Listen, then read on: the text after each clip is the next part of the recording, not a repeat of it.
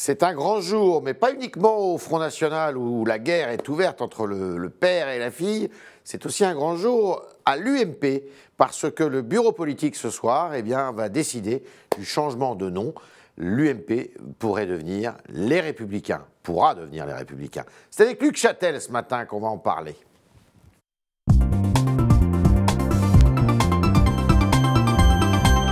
Député UMP de la Haute-Marne, évidemment. Bonjour Luc Châtel. Bonjour Yves. Bienvenue dans ces locaux.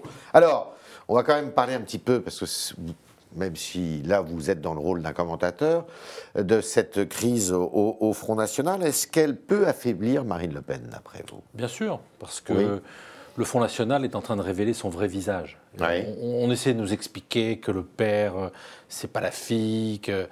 Regardez ce qui s'est passé dimanche dernier. C'est bien Marine Le Pen qui est présidente du Front National. Le père, c'est pas la fille, parce qu'il se fâche sur un problème programmatique, quand même. Oui, d'accord, mais on nous expliquait qu'il fallait respectabiliser, la stratégie de la respectabilisation était en marche, que le Front National n'était pas un parti comme les autres.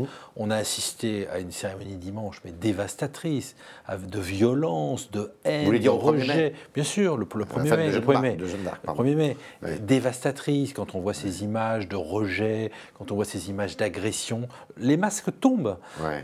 Quand on voit ce qui se passe avec le financement occulte en Suisse, les emplois fictifs. En fait, c'est un parti comme les autres? C'est pas ce que je suis en train de dire. Ce que je suis en train de dire, c'est qu'à force de donner des leçons à tout le monde, il faut être capable de se regarder dans la glace. Et moi, je ne crois pas à la petite idée qui consiste à dire oui, l'un c'est l'un, l'autre c'est l'autre. Non, moi je pense que Jean-Marie Le Pen dit tout haut ce que le Front National pense tout bas et que Marine Le Pen voudrait empêcher qu'on dise.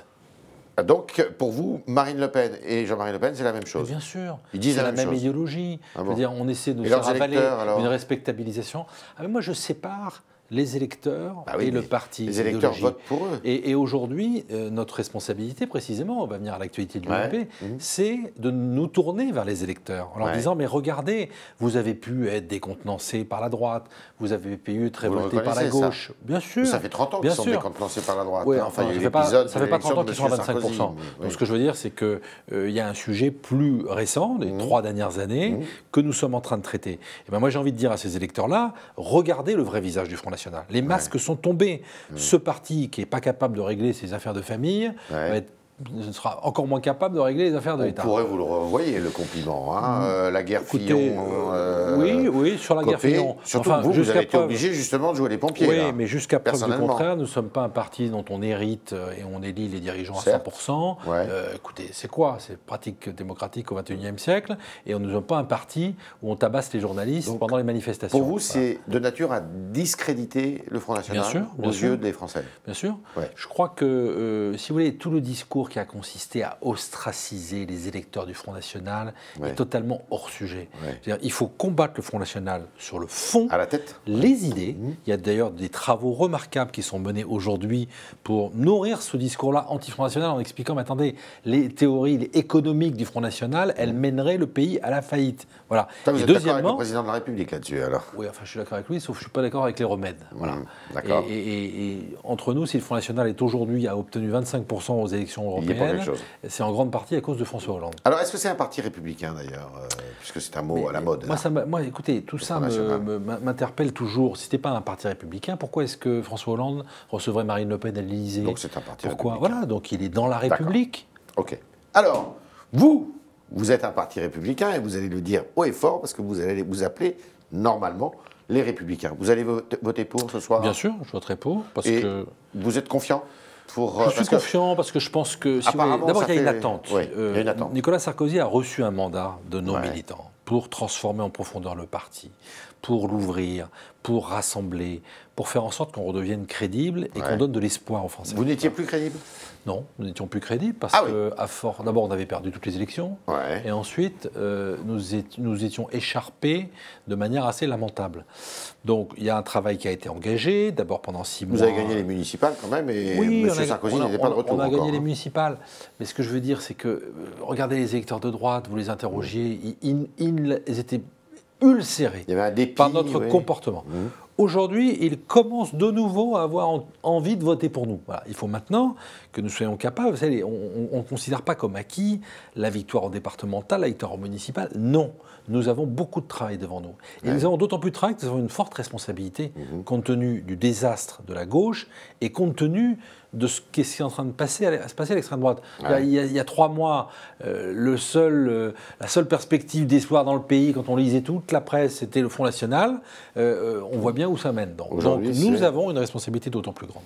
Alors, est-ce que alors ça c'est pour les responsables de l'UMP, le vote. Est-ce que vous croyez, puisque Nicolas Sarkozy a décidé de le soumettre, ce nom, au vote des militants, est-ce que, d'après vous, les militants vont voter pour? D'abord, il a raison de soumettre aux militants. Un parti au XXIe siècle, il faut poser les questions, il faut débattre, il faut accepter les votes à tous les étages. Deuxièmement, moi je suis assez confiant parce que je pense qu'il y a des débats, c'est normal. C'est normal. Le changement inquiète, les gens sont habitués à l'UMP. Bon. Mais en même temps, je pense qu'il y a une nouvelle étape qui va être basée sur la reconstruction, la préparation de 2017. On a besoin de s'élargir et on a besoin d'incarner autre chose. Voilà. Donc moi, je suis assez confiant sur cette nouvelle appellation, les Républicains. J'ai 2 lumières à vous demander. Est-ce que M. Wauquiez sera vraiment la tête de liste de l'UMP et de l'UDI et du MoDem au régional en Rhône-Alpes, Auvergne? Pas du MoDem apparemment, parce que M. Bayrou a dit non. Il a été investi par notre commission d'investiture. Vous êtes pour? Bien sûr, nous l'avons choisi à notre commission d'investiture. Comment ça va se passer en Normandie? Est-ce que ça sera M. Morin? Écoutez, nous sommes à une phase où nous avons choisi nos chefs de file régionaux. Vous citiez Laurent, il y a 2 femmes. Vous citiez Laurent Wauquiez en Rhône-Alpes, Auvergne. Eh bien, une fois que nous aurons choisi tous nos chefs de file régionaux, nous allons discuter avec nos partenaires du centre. Voilà. Et dans ce cadre-là, nous sommes favorables à des alliances dès le premier tour. C'est-à-dire que nous ayons une répartition des rôles et que nous ayons des listes d'union comme nous l'avons si bien réussi au départemental. Voilà. Donc la Normandie fait partie des régions dont on peut discuter avec le centre, avec Hervé Morin qui est candidat, mais rien n'est encore acté. L'objectif, c'est que nous ayons des listes d'union avec les centristes. D'accord.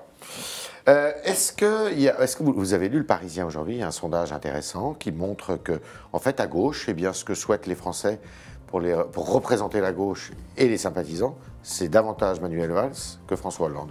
Ça change quelque chose pour vous? Non, ça ne change rien. Moi, je crois qu'il ne faut pas regarder ce que font les autres. C'est comme quand vous préparez pour la finale des Jeux Olympiques. Si vous commencez à regarder à côté, vous êtes cuit. Donc, il faut courir dans votre couloir et il faut être concentré sur ce qui nous attend, l'état du pays, et sur les remèdes à y apporter. Voilà, c'est ça qui est important. Il y aura un socialiste et on verra, mais il y a de grandes chances que le socialiste soit aussi au 2e tour. Donc, ce que je vais dire, c'est que... à votre avis, le 2e tour, ça sera un duel... Historiquement, quand on regarde, sauf en 2002, je veux dire, la gauche, elle sait se rassembler au moment des élections nationales, et présidentielles en particulier. Donc, la question de la personne importe peu. Mais ça sera Sarkozy-Hollande, alors? Parce que Sarkozy-Hollande. Nous verrons. En tout cas, ce qui est important, c'est que nous soyons prêts, rassemblés, prêt à réformer le pays, à le changer en profondeur. Alors justement, en termes de réforme, je vous poserai une question sur une réforme qui est en cours, c'est la réforme du collège et des programmes. Vous avez été ministre de l'Éducation nationale. Est-ce que ce que nous annonce dans un vocabulaire assez particulier Madame Vallaud-Belkacem va dans le bon sens pour vous? Non, c'est l'inverse. C'est le retour des théories pédagogistes. C'est le collège. Vous avez réussi à les combattre aujourd'hui. Écoutez, ils sont très présents à l'intérieur de l'Éducation nationale. Ils sont présents. Ils sont présents. Si vous voulez, ce que je conteste dans cette réforme du collège, c'est qu'on a l'impression qu'on s'attaque à ce qui marche, mais on ne change pas ce qui ne marche pas.